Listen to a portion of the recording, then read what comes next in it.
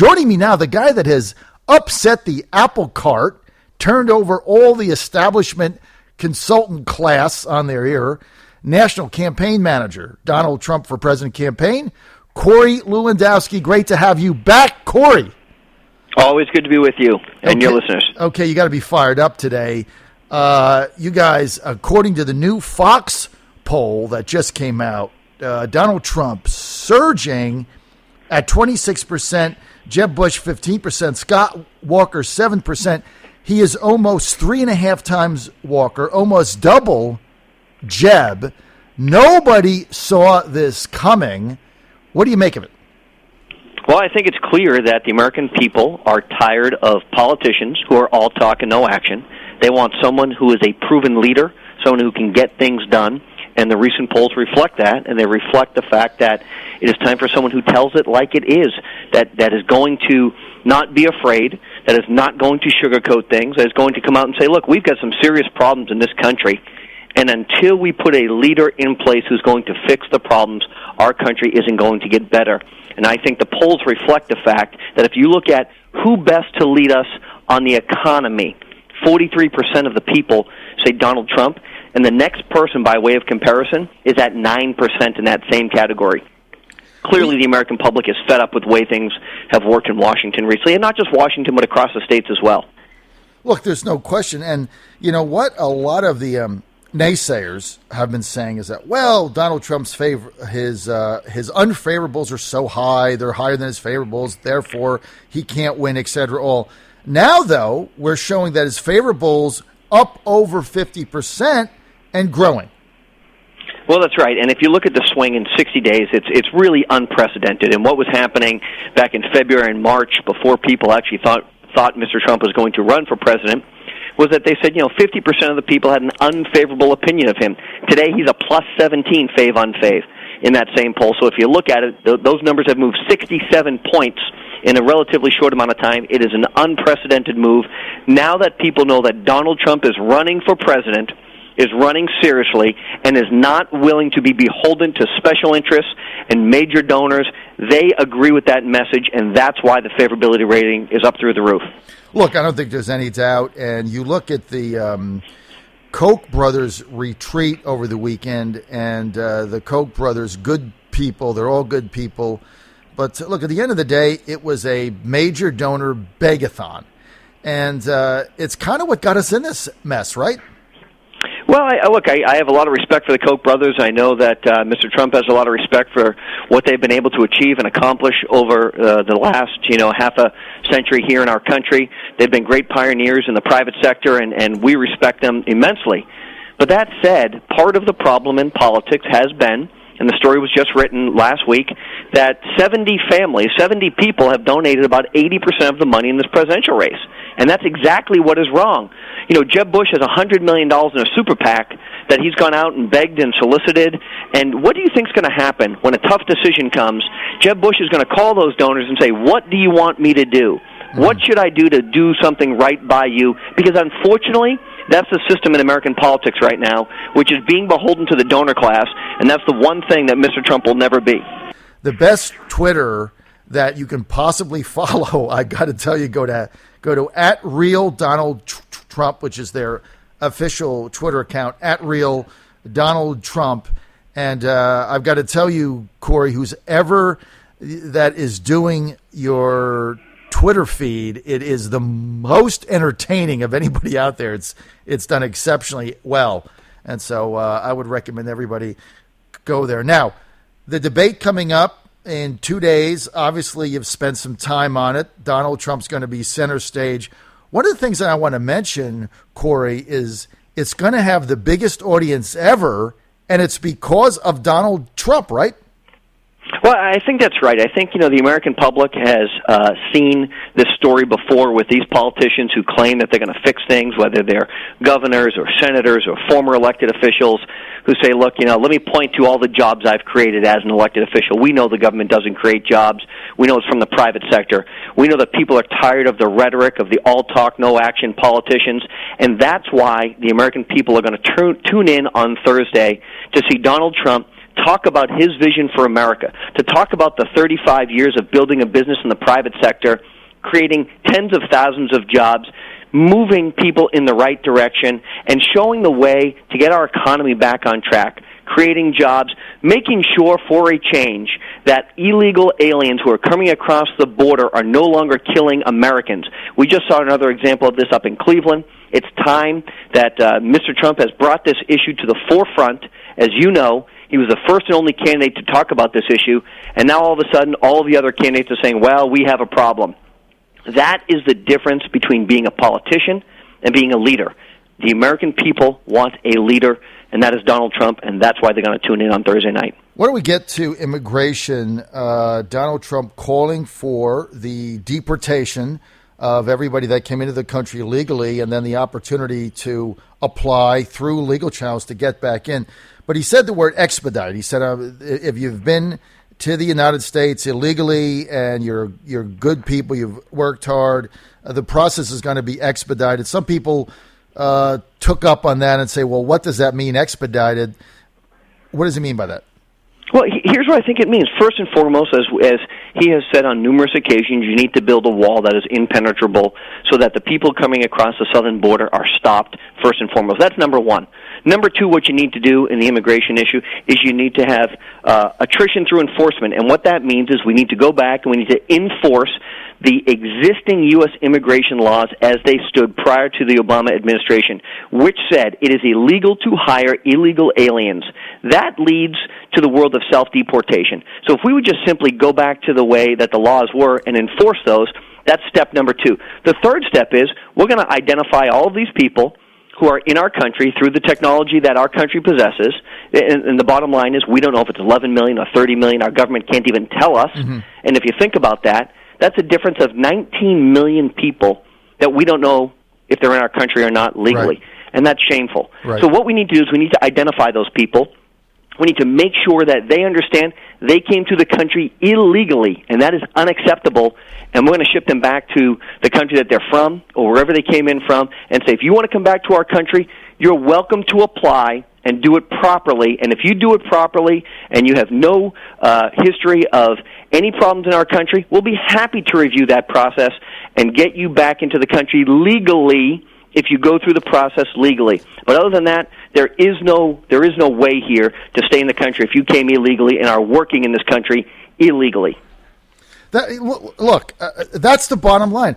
We've been talking about this and talking about this and talking about this, and Donald Trump's the only candidate that has said what he's going to do specifically to stop people from coming in, stop the bleeding, and then what we're going to do with the people that are in the country illegally now. Everybody else is just talking. And, one thing I want to say is I heard Chris Christie the other day that said, well, we cannot build a wall. We cannot send everybody home. It's almost like these other people are just saying what we're unable to do, right? Instead of what we're able to do. Look, here's the problem, right? These guys aren't builders. They don't know how to solve things. They're politicians. They love to talk, right? That's like saying Mr. Trump can't build a building on Fifth Avenue. It can't be done, or he can't do this, or he can't do that. People who want to get things done get things done. And this is a typical politician who wants to talk about getting things done or doesn't want to talk about getting things done because the task is too big. We need a president in place who understands the task, who has an ability to get things done. And here's just a quick example. I know your listeners know this. There's a document that you need to fill out when you run for president called the Personal Financial Disclosure Statement. Mm-hmm. It's required 30 days after you announce you're running for president of the United States. All of the candidates are required to fill this out. To this day, many of the candidates have still not filled out their form because they can't get it done on time. Donald Trump not only filled out his form, which was significantly more complex than all of the other candidates combined, but turned it in early because that's the businessman mentality. That's what our country needs. Hey, let's not take a pass and say we'll fill out and we'll get an extension 45 days from now because the law allows it. Let's actually try and meet some deadlines. Let's try and get things done. Let's get our country back on track and not push it down the road for the future. That's just one simple example of how these politicians can't even get a form filled out on time. How could we ever entrust them to build a wall or to protect our country? It's ridiculous. They don't get anything done. You hit it on the head. I want to get to a couple of other specifics, Corey, if I may. Donald Trump's tax plan. I mean, he said that, look, we've got this unwieldy tax plan, 2,500 pages, crony capitalism all over the place. Is it a flat tax? Is it a sales tax? What is it? Well, so here's the number one problem, right?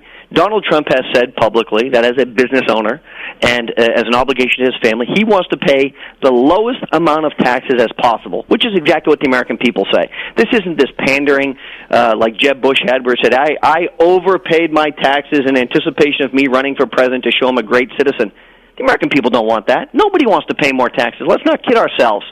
We have to put H&R Block out of business, and I mean that in a good way. Mm-hmm. If you can't do your taxes on the back of a napkin where it's real simple and it says, hey, I made $30,000 or less, maybe my tax rate is 1%. I made $35,000 to $100,000, maybe my rate is 5%, or whatever that number is. If we can't make this simpler, then we are right with fraud.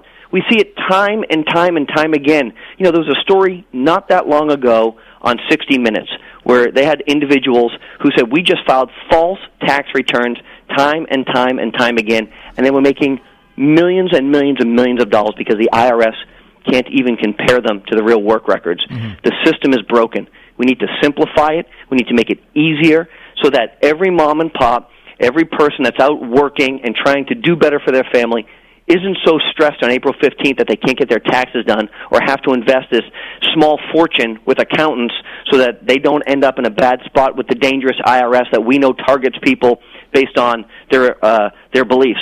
So it's time to do something to make it simpler, and Mr. Trump has that plan, and we're going to lay that plan out.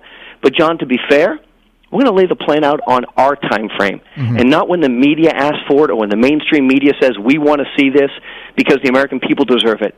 I think the American people deserve better, and that's what we're all about.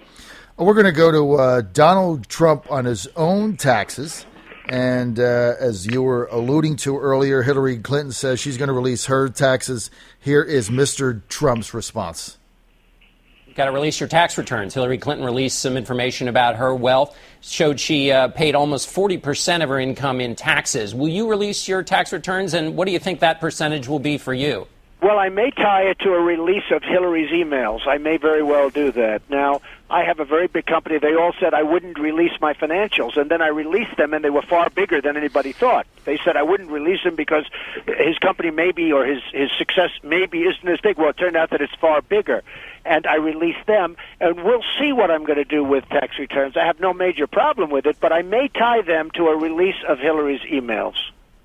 What's your guess on your percentage of income that's paid in taxes? You know what? And I've said this many times, so it's not exactly breaking news. I pay as little as possible. I fight like hell to pay as little as possible for two reasons. Number one, I'm a businessman, and that's the way you're supposed to do it, and you put the money back into your company and employees and all of that. But the other reason is that I hate the way our government spends our taxes. I hate the way they waste our money, trillions and trillions of dollars of waste and abuse, and I hate it. And I'll be probably the first candidate in the history of politics within this country to say it. I try, and like every single taxpayer out there, I try to pay as little tax as possible. And again, one of the big reasons is I hate what our country does with the money that we pay. Fantastic answer, I thought. You know, everybody else, as you mentioned, Corey, hems and haws, and talk about, you know, Jeb saying he overpaid his taxes. I mean, the whole thing is asinine. I think you hit it on the head, right? Well, look, here's the other thing, right? We can't get the federal government to stop funding Planned Parenthood. And I'm not trying to have a discussion on Planned Parenthood right now, but if we can't start cutting programs and stop wasting taxpayers' money, right? Do you think the average person who's going to work every day trying to kill themselves to have a better life for their family says, wow, this is great, let's build a bridge to nowhere, let's waste more tax dollars, let's go and get involved in, you know, incidents where we have no value of doing this? Who wants that? Nobody wants that. And the bottom line is Donald Trump is the only guy who's going to stand up and say, you know what, I don't want to pay more because you're wasting it. Mm-hmm. Everybody else wants to say it, John. They just don't have the guts to say it. That's what the whole thing is. It's about just communicating with people in a real manner. That's why I think your candidate is resonating to the extent that he has. couple more minutes with Corey Lewandowski, National Campaign Manager, Donald J. Trump for President campaign. You can follow Trump on Twitter. That's real easy. You just have to go to @RealDonaldTrump or go to his website, DonaldJTrumpForPresident.com. Real easy to do. Yesterday, President Obama coming out with another EPA increased EPA regulations, basically trying to end the coal production industry in the United States. Here's what's bothering people about it. Everybody wants clean air. Everybody understands it. Especially in Virginia, we're going to destroy an entire industry in Virginia, but the Chi-Coms are building a coal plant a week, which is, so whatever impact we have, it isn't going to have anything to do with the globe. How does this make any sense? Well, here's the whole thing, right? The new regulations, we know this, they're going to kill hundreds of thousands of jobs. They're going to cost our economy more than $50 billion a year. And at best, these new regulations, maybe, if they're great, are going to decrease carbon by 1% by 2030 or 2050. Experts still believe the electricity rates are going to increase, right? This rule isn't about clean energy. You know that. It's about a failed agenda imposed by a terrible Congress, to be honest with you, but implemented by an executive branch which just has not done anything for our country in a long, long time.